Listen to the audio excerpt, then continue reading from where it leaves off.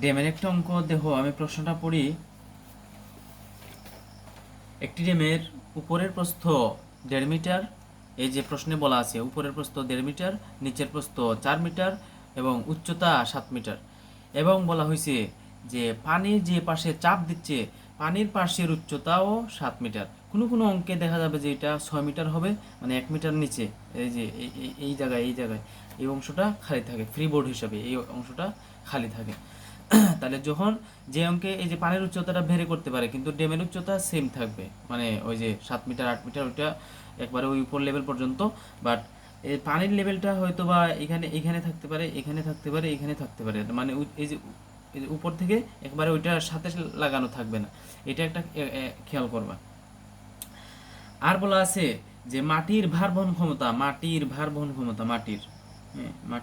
ক্ষমতা হলো 16,000 KG per metre square. আর কিছু বলা নাই। আর ঘর্ষণ সহগ দেওয়া আছে, ঘর্ষণ সহগ 0.6 মিউ ইকুয়াল ঘর্ষণ সহগ 0.6। এখন আমাদেরকে বলছে যে এই ড্যামটির স্থিতিশীলতা নিরীক্ষা করার জন্য এখন আমরা এগুলা নিরীক্ষা করার জন্য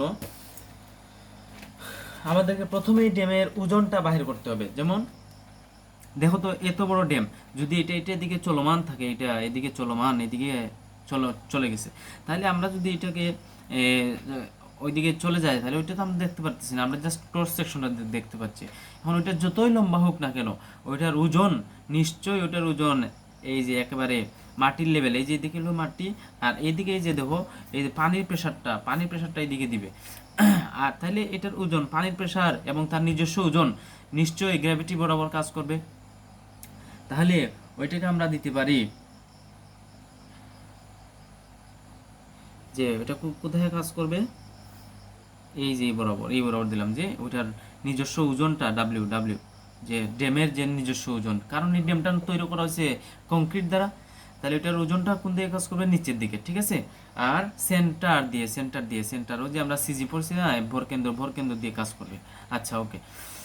এবার আমরা যদি ড্যামের ওজনটা বাহির করতে চাই তাহলে আমরা জানি যে এরিয়ার সাথে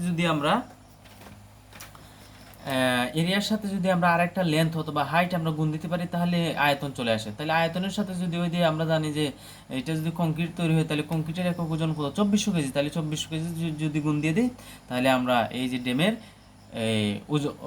ওয়েটটা পেয়ে যাই, ওজনটা পেয়ে যাই। তাহলে আমরা জানি যে এটা যদি একটা এই যে ট্রাপিজিয়াম হয়, এই যে এখান থেকে এই পর্যন্ত এটা ট্রাপিজিয়ামের মতো, তাহলে ট্রাপিজিয়ামের ক্ষেত্রে হলে সূত্র আমরা কি জানি যে দৈর্ঘ্য সমান সমান সমান বাহুর দৈর্ঘ্য ভাগ 2 ইন্টু উচ্চতা, এই যে সমান সমান সমান্তরাল বাহুদের যোগফল, সমান্তরাল বাহু কি, এই যে সমান্তরাল বাহু এ সমান্তরাল বাহু বি, তাহলে এ বি বাই 2 ইন্টু হলো উচ্চতা কত, এইচ।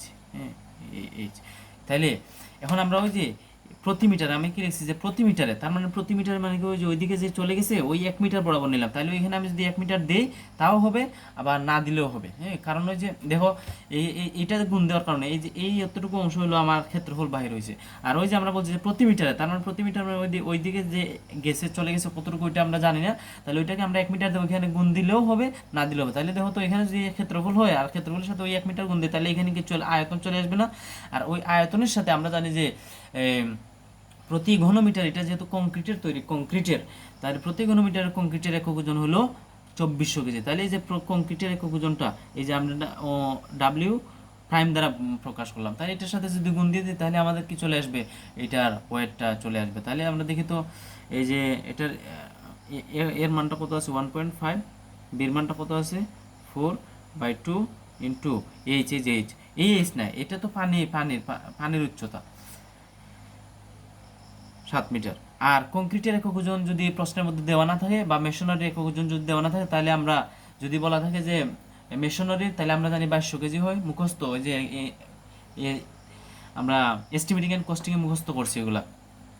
তারপরে আরসিসি যদি হয় তাহলে আমরা জানি যে 2400 কেজি হয়, 2400 কেজি পার ঘনমিটারটা মুখস্থ। যদি প্রশ্নে অলরেডি দেওয়া থাকে, যদি দেওয়া না থাকে তাহলে আমরা মুখস্থ মানটা বসাই দেবো 2400 কেজি। তাহলে দেখো এখান থেকে আমরা পেয়ে গেলাম যে এটার মানটা আসবে 46 200 কেজি, এত কেজি আসবে, এত তার নিজস্ব ওজন। তাহলে এই যে ডাব্লিউর মানটা কত আসবে, 46 200 কেজি। শেষ। এখন আসি বিকেন্দ্রিকতা কি। বিকেন্দ্রিকতা হলো যেমন এই যে এখানে পানির প্রেসার এদিকে দিচ্ছে, পানির প্রেসার এদিকে দিচ্ছে, পানি তো এই পর্যন্ত আছে টোটাল। তাহলে পানির প্রেসারের কারণে এই ড্যামটা এদিকে সরে যাওয়ার প্রবণতা তৈরি হবে, এইদিকে সরে যাওয়ার প্রবণতা। তাহলে এই পানির যে প্রেসারটা, এই প্রেসারটা কাজ করবে, এই পানির প্রেসারটা কাজ করবে এইদিকে, পানির প্রেসার পি কাজ করবে এইদিকে। এই যে পানি এদিকে প্রেসার দিচ্ছে। তাহলে এই যে এখান থেকে আমরা জানি যে ওয়ান থার্ড এই যে এইচ এর ওয়ান থার্ড উচ্চতায় এই প্রেসারটা কাজ করবে। ওয়ান থার্ড কার, এইচ এর ওয়ান থার্ড উচ্চতায় এই প্রেসারটা কাজ করবে। তাহলে দেখো তো, এই যে পানি চাচ্ছে এটাকে ওইদিকে নেওয়ার জন্য, আর তার নিজস্ব ওজন চাচ্ছে যে এদিকে নিচের দিকে আসার জন্য, তাহলে সে এদিকেও যাবে না, নিচের দিকেও পড়বে না। তার লব্ধিটা কোন দিকে কাজ করবে, নিশ্চয়ই এই যে এইদিকে কাজ করবে, এই যে এইদিকে। এটা হলো রেজাল্টেন্ট বা লব্ধি। এই লব্ধিটা এইদিকে কাজ করবে, কারণ সে ওই যে পানি চাচ্ছে যে ওইদিকে তাকে ফেলে দেওয়ার জন্য, আর নিজের যে ওজনের কারণে সে চাইতেছে যে নিচের দিকে পড়ে যাওয়ার জন্য, কিন্তু নিচের দিকেও পড়তে পারবে না। কারণ হলো ওই যে নিচে তো মাটি আছে, মাটি ধরে রাখবে। তাহলে সে এদিকেও যাবে না, এদিকেও যাবে না। তাহলে তার ফোর্সটাও যে বল বিভাজনের নিয়ম অনুযায়ী আমরা এদিকে একটা লব্ধি পাবো, এই লব্ধি। তাহলে আমরা এই যে এইখান থেকে এই পর্যন্ত, এই যে তোমার এটাকে আমরা বলি হাই হিল জুতা পরে না, এটা যদি আমরা এই ড্যামটাকে আমরা পায়ের সাথে তুলনা করতে পারি, যে এটা যদি পায়ের গোড়ালি হয় আর এটা যদি পায়ের আঙ্গুলের মাথার অংশ হয়, তাহলে এটাকে গোড়ালি ওই যে হাই হিল জুতা পরে না, তাহলে এটাকে আমরা বলতে পারি হিল হাই হিল। আর এটাকে আমরা কি বলতে পারি, টু বলতে পারি। তাহলে এই যে হিল থেকে ওই যে ড্যামের সিজি পর্যন্ত দূরত্বকে আমরা এক্স দ্বারা প্রকাশ করতে পারি, এই যে এক্স দ্বারা, বড় হাতের এক্স। আর সেন্টার অফ গ্র্যাভিটি থেকে ওই যে লব্ধি বিন্দু পর্যন্ত, ওইটাকে আমরা ছোট হাতের এক্স দ্বারা প্রকাশ করতে পারি। তাহলে বিকেন্দ্রিকতা হবে এই দুইটার বিয়োগফল থেকে, এই দুইটার যুগ, এই যে এইখান থেকে এই পর্যন্ত যা ডিস্টেন্স হবে, এখান থেকে যে ডিস্টেন্স তো আমরা জানি না, আমরা টোটাল ডিস্টেন্সটা জানি। এখান থেকে এই পর্যন্ত ডিস্টেন্স হবে এই ডিস্টেন্স থেকে আমরা যদি এই যে তার যে ডেমের যে প্রস্থ আছে, ওই প্রস্থের অর্ধেক যদি বাদ দিতে পারি, তাহলে আমাদের বিকেন্দ্রিক দূরত্ব আমরা পাই। তাহলে কি বলছি আমি, যে বিকেন্দ্রিক দূরত্বকে আমরা ই দ্বারা প্রকাশ করতে পারি। তাহলে এর মানটা কিভাবে হবে, বড় হাতের এক্স প্লাস হলো ছোট হাতের এক্স। এই যে এই দুইটার যতটুকু ডিস্টেন্স হবে, এই ডিস্টেন্স থেকে আমরা এই যে b/2, যেমন বি তোমার কোথায়, হ্যাঁ বি এই যে এইখান থেকে এই পর্যন্ত, তাহলে b/2 কোথায় হবে, মানে বির অর্ধেকটা এই যে এই জায়গায় কোথাও হবে, এই জায়গায়। তাহলে এই যে এই জায়গায় b/2 অর্ধেক, আর এই জায়গায় যাবে অর্ধেক, তার মানে 4 অর্ধেক কত আসবে, 2। তার মানে এই যে 2 মিটার, তার মানে এই যে 2 মিটার, মানে এখান থেকে এই যে এই পর্যন্ত অংশ 2 মিটার।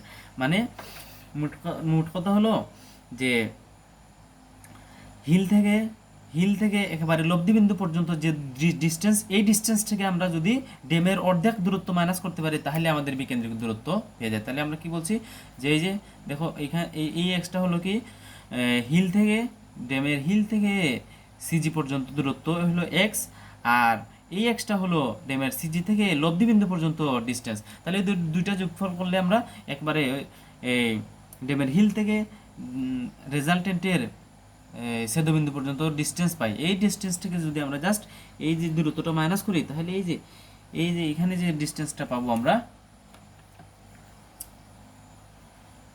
এই যে এখান থেকে এই পর্যন্ত যে ডিস্টেন্সটা পাই, ওইটাকে আমরা বলবো এই বিকেন্দ্রিকতা। তাহলে আমরা b/2 মাইনাস করে দিলাম, b/2 থেকে। তাহলে আমরা বসাই, এখন এই এক্স কীভাবে বাইর করবো, এই এক্স কীভাবে বাইর করবো আমরা জানি না, কিন্তু আমাদের ওই যে একটা মুখস্থ সূত্র মনে রাখতে হবে যে ওইটার ডিস্টেন্স বাইর করার জন্য A square plus A B plus B square by 3 a plus B, এইটা দিয়ে আমরা এই যে এক্স এর ভ্যালুটা বাইর করতে পারবো।